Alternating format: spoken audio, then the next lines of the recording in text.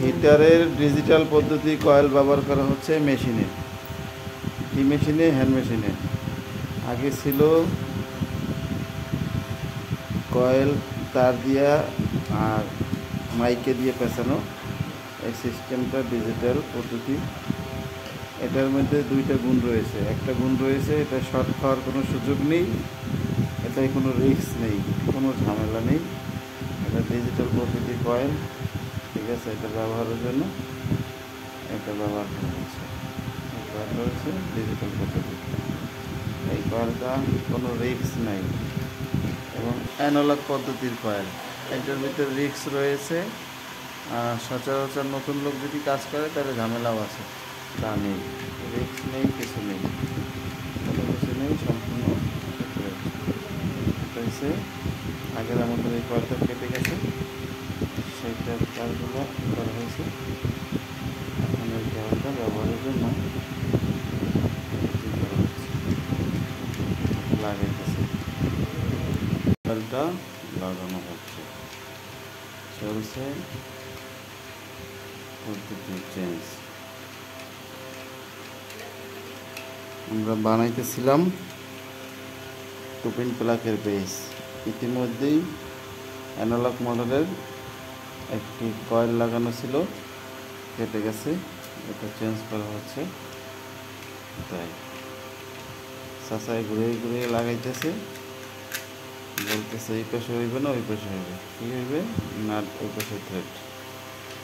এই এটাই কোনো রিস্ক নাই, ঝামেলা নেই, কিছু নেই। মেশিন আমরা এটা ব্যবহার করতেছি।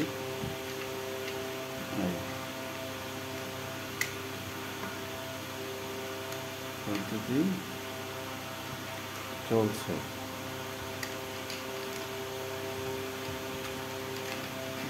লাগাইতেছি, এটা কি এই পাশে লাগবে একইভাবে? ঠিক আছে, লাগানোর পর কিন্তু ওটা ঘুরিয়ে দেবো, তাইলে তারটা এদিকে আই পড়বে আর ওটা ঘুরে যাবে, জিনিসটা সুন্দর হয়ে যাবে। ঠিক আছে। এই মেশিনে বানাচ্ছি সিলিং বক্সের বডি। এই সিলিং বক্সের বডি তৈরি হচ্ছে এই মেশিনে। সিলিং বক্সের বডি এতটুকু করে পাউডার লাগে প্রত্যেকটা মালের জন্য। এই কয়েলটি লাগানো হয়ে গেছে সিস্টেম।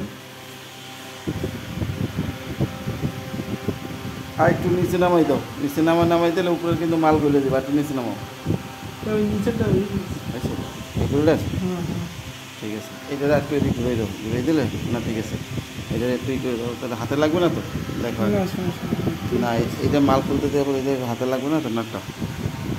দেখো সুন্দর মতো টাইট দিয়ে, সুন্দর মতো টাইট দিয়ে দাও, ঠিক আছে। এটা দিয়ে আমরা 2 পিন প্লাগ তৈরি করি এই মডেলের। লাগিয়ে দিলাম।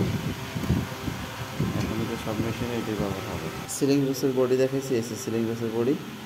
প্রতিটি পণ্যে আমাদের ব্র্যান্ডের নাম রয়েছে খোদাই করে। 6 এম্পিয়ার 250 ভোল্ট বাংলাদেশ।